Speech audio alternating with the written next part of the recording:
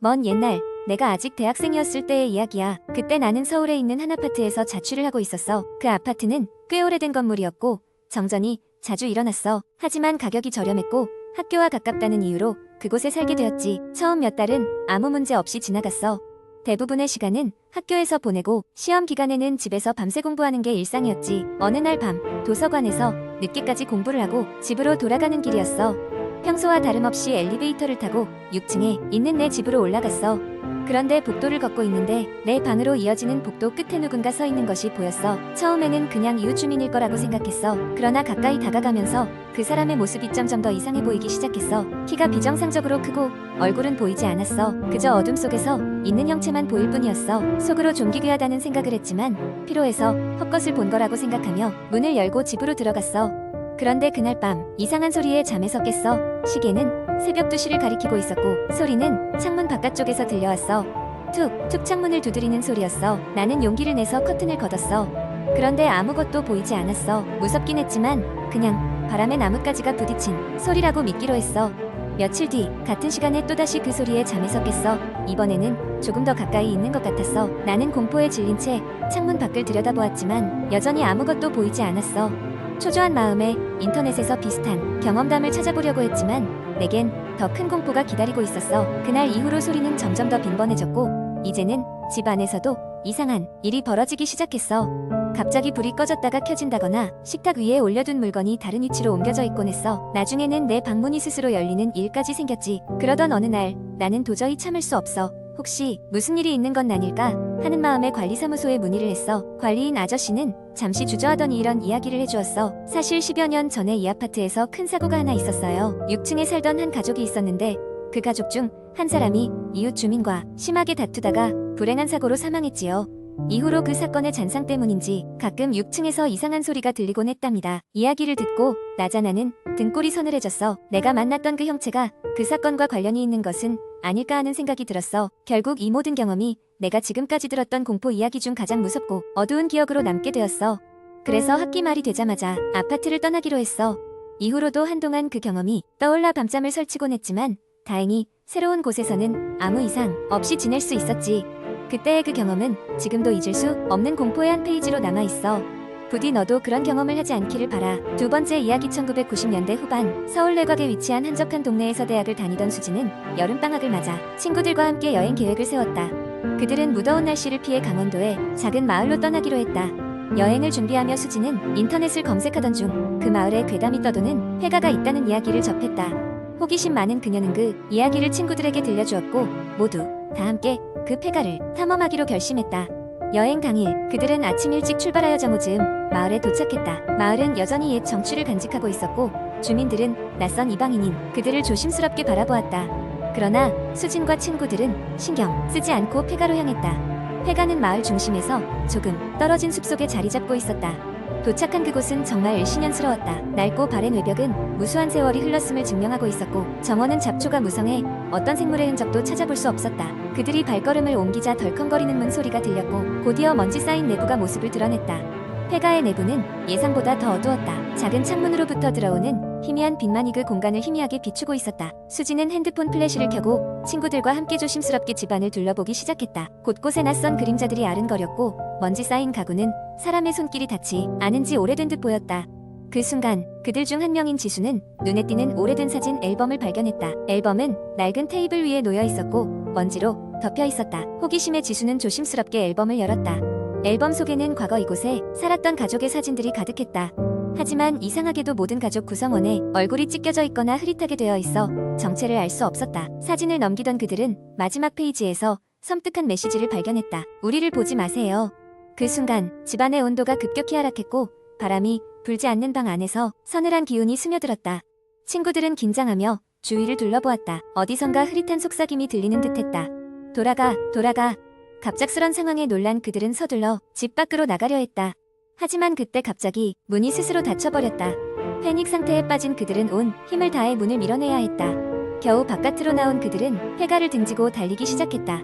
뒤를 돌아보니 폐가의 창문 너머로 누군가가 그들을 지켜보고 있는 듯한 형상이 아른거렸다. 간신히 마을 중심에 도착한 그들은 지나가던 한 할머니에게 상황을 이야기했다. 할머니는 놀라지도 않고 고개를 끄덕이며 그곳이 오래전 비극적인 일이 있었던 집이라고 설명했다.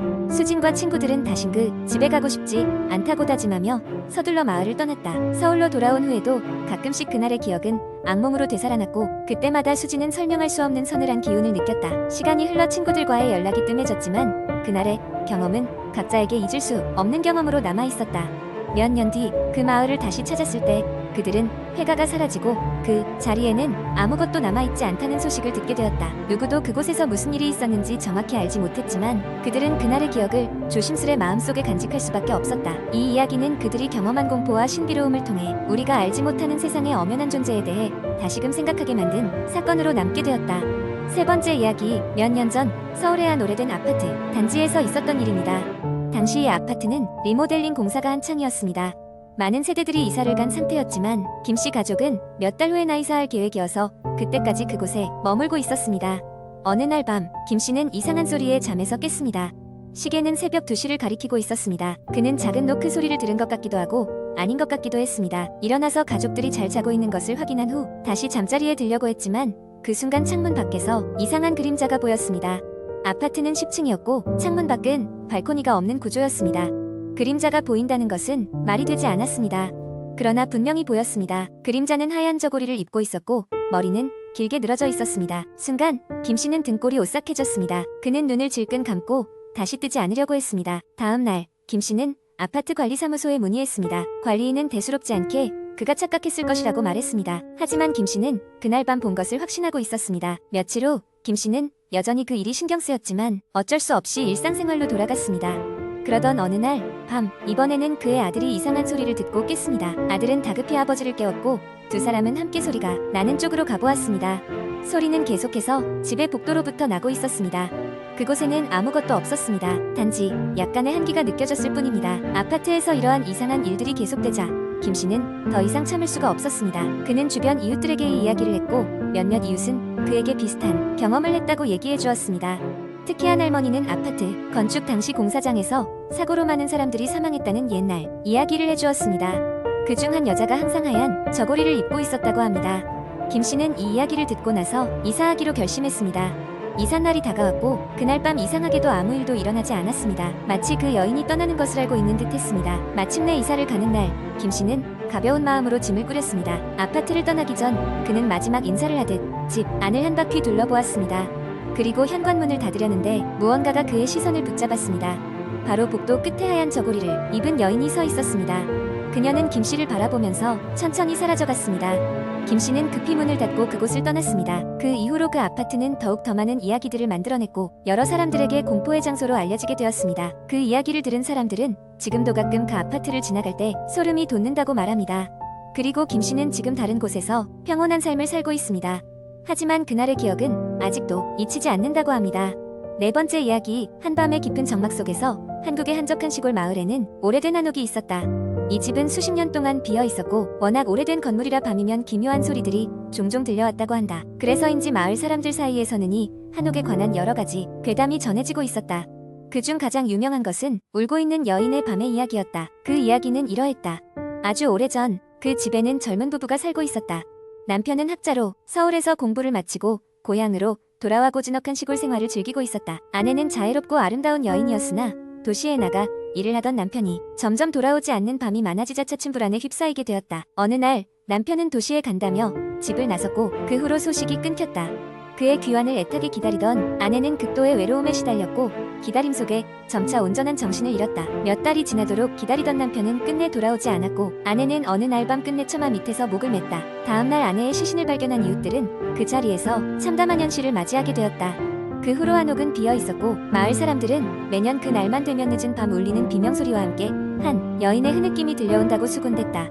누군가는 그날 밤 처마 밑에 서면 차가운 바람과 함께 등 뒤에서 누구의 슬픈 노랫소리를 들었다고 한다. 마을 사람들은 그 소리가 귀신의 장난이라고 믿게 되었고 그 이후로는 아무도 그 집에 가까이 가지 않으려 했다. 몇 년이 지난 후 그 집을 개조해 시골 체험 숙소로 변모시키겠다는 서울의 한 사업가가 나타났다. 주민들은 걱정스러운 눈길로 그를 바라봤지만 그는 괴담은 믿지 않는다며 웃어 넘겼다. 그리고 그는 집을 깔끔하게 수리하고 새로 단장하여 손님을 맞이할 준비를 마쳤다. 이윽고 첫 손님이 찾아왔다. 젊은 연인이었던 그들은 주말을 조용히 보내려 이곳을 찾았지만 첫날 밤부터 이상한 일이 일어났다. 갑자기 기온이 떨어지면서 창문이 스스로 열리고 어디선가 흐느끼는 여인의 소리가 들려왔다. 불길한 기운에 사로잡힌 그들은 첫날 밤을 간신히 넘겼지만 둘째 날 밤이 찾아오면서 상황은 더욱 악화되었다. 밤이 깊어지자 여인의 울음소리는 더욱 선명해졌고 문풍지 사이로 시린 바람이 몰려들었다. 젊은 남자는 불안한 마음에 집안을 돌며 소리가 어디서 나는지 찾아다녔지만 어느 곳에서도 그 소리에 출처를 찾을 수 없었다. 결국 그들은 두려움에 못 이겨 다음 날 아침 일찍 집을 나섰다. 사업가에게 그들의 경험담을 전했지만 사업가는 웃어넘겼고 금세 다른 손님들을 맞았다. 하지만 그 후로도 그곳을 찾는 사람들은 하나같이 같은 경험을 하였다. 사업가는 끝내 그 집을 포기할 수밖에 없었다. 과연 울고 있는 여인의 사연이 몇백 년이 지난 지금도 그 집 안에 남아있는 걸까? 아니면 그저 사람들의 망상일 뿐일까? 그 진실은 아무도 모른 채 그 집은 다시금 망각의 장소로 남겨지게 되었다. 마을 사람들은 말한다. 그 집은 당신이 잊어야 할 기억을 머물게 하지